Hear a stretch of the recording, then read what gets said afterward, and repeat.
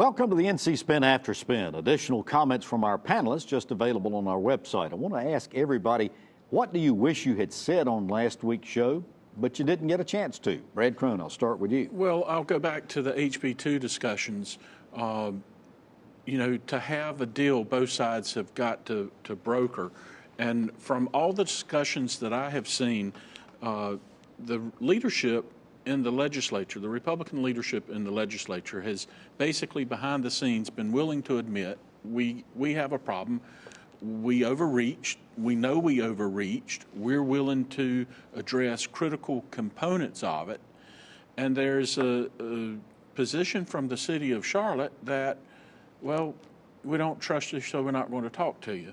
And I think the senior leadership in the executive branch, the governor's office, and in the legislature is somewhat dumbfounded by that position.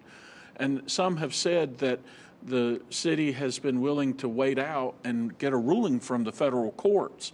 Well, that process may take 3 years. It may take 4 years. And in the meantime, Charlotte's getting killed. They've been hurt worse than just about any other city in the state. Yeah, and the person that's getting hurt the most right now is the waiter at the downtown Weston who makes $10 an hour, and he or she's really feeling the pinch of it. So the business community in Charlotte has made a concerted effort. They've caught a lot of grief for it, too, to put pressure on the city leadership.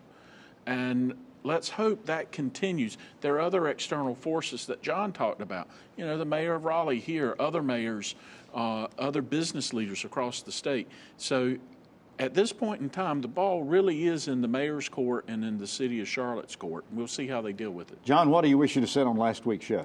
Well, we talked about the HB2 debate and we talked about polling and the political atmosphere in November, but we didn't talk enough about the connection between the two, or maybe the lack thereof.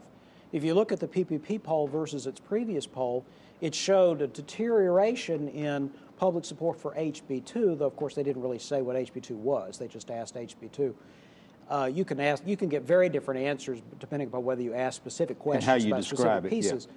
But what's striking about it is that Pat McCrory and Roy Cooper's race is basically unchanged. Now, this doesn't mean HB2 is an irrelevant issue. It's an issue people care about. But they also are focused on lots of other things. It's important for people who are involved in politics, where it's sort of it's bathrooms all the time, to recognize that lots of North Carolinians have strong opinions about LGBT rights and locker rooms and so forth. But they really want to hear about education and roads and taxes and economic growth and job creation, and they're expecting and they're planning to vote on those matters.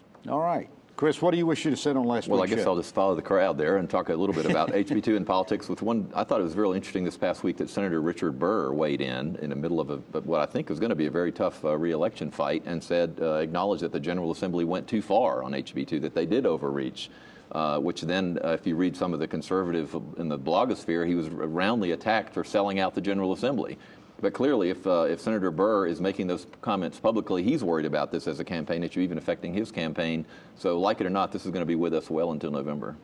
Doug, what do you wish you'd have said on last week's show? And I know it's hard to be lighthearted when we talk about HB2 because it's a very serious issue, and I think I don't know. The hardest core conservative does not want to see people discriminated, but now with the recent news that 11 more states are getting into this federal lawsuit, I just wonder where we're going to have to go to see a good concert now, because, I mean, it appears it's not going to be anywhere in the South, and we're going to have to go to California to ever see Springsteen. So, get your suitcases packed. Well, thank you for watching the After Spin. We'll have more video all during the week on ncspin.com.